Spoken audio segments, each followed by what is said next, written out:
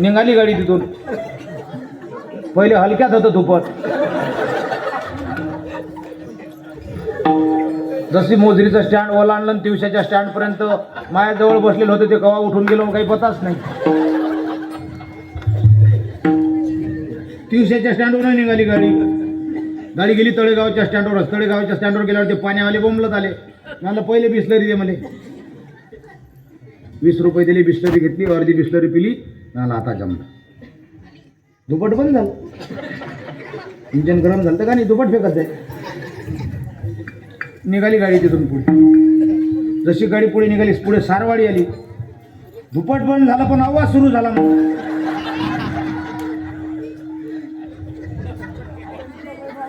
कवा शंख वाजवल्याचा, कवा बासरी वाजवल्याचा. असं करता करता गाडी कारंजा घाडगेपर्यंत गेली.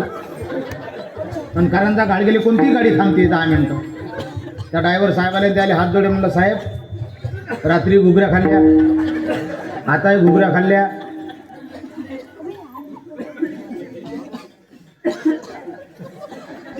पाच मिनिटं गाडी थांबू द्या म्हणे. आम्ही एरी चहा पाणी घ्यायला गाडी थांबते म्हणे. लवकर या लवकर या. तिथे गेल्यावर किती माणसं उभे, जसे का दर्शनाला उभे आहेत 2-2, 3-3 एका. त्याला म्हणून जाऊ दे राजा, मी घुगऱ्या खायला येतात. म्हणे काय खाल्ल्या मग. अरे मला भूक लागली म्हणून खाल्ल्या, माझे पोट गळगळ करून राहिला. त्याला मागं लोटलं. मी गेलो, आलो जाऊन ड्रायव्हर साहेबाला सांगितलं. म्हणलं साहेब आलो म्हणलं भाऊ आता. बस म्हणे या म्हणे. गाडी सरकली तिथून. कोंढाळी ओलांडली, दत्तवाडी ओलांडली, सीताबर्डी आली.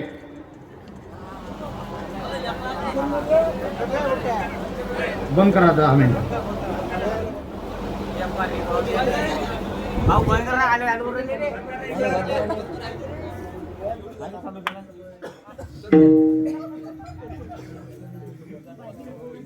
सीताबर्डी आली. सीताबर्डीतून त्याला फोन लावला. म्हणला दादा मी बस स्टँडला पोचलो.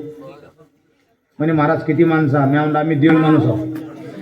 त्यावेळेस ते एवढा असल्याच्या 1.5 सांगत जाऊ मी. 1 नंबरच्या प्लॅटफॉर्मवर थांबा म्हणे. आलोच. 10 मिनिटात त्याची गाडी आली. त्याने आम्हाला पाहिलं, गाडीत घेतलं, निघाली. गाडी त्याच्या घरापर्यंत गेली.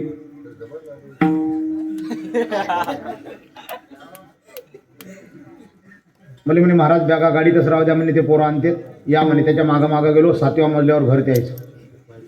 मग ते त्या लिफ्टमध्ये बसवलं. त्या लिफ्टमध्ये बसल्या त्यांना सांगितलं हे सर्व हे म्हणे महाराज आपण हे केलं म्हणे. आपल्या बुड्याच्या हातचं काहीच नव्हतं. आणि चांगली गोष्ट आहे बा. पुण्यवान माणसं आहात तुम्ही. किती वरी गंगा आहे. गंगायात हातपाय धुवाय पाणी. हातपाय घेत पाय धुतले.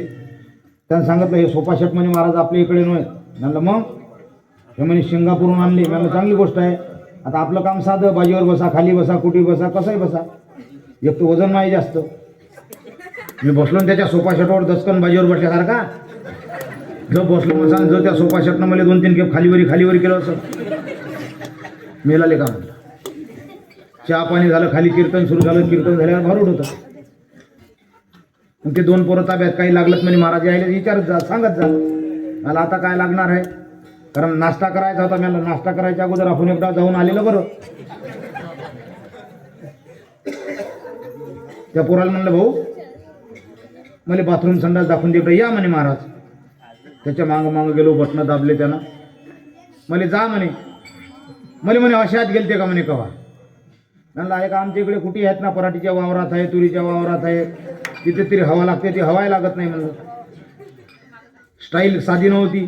मी जाताना एकटा गेलो पण आतनी 4 जण दिसत जाऊ. एकूणही मी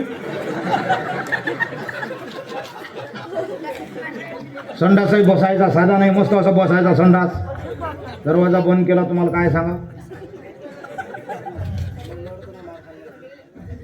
कार्यक्रम आटपला. आता कोणतं बटन दाबा म्हणलं. बटणं होती 4. सारे बटणं त्या काचातच सारे. कोणतंच बटन दाबा म्हणले का किती घोराचं काम झालं. एक तर विचारलं नाही आपण. जाऊ द्या म्हणलं पाहून घेऊ. पहिलं बटन दिलं सोडून, दाबलं दुसरं बटन. जसं बटन दाबलं जो त्यातून हाताला खालून असा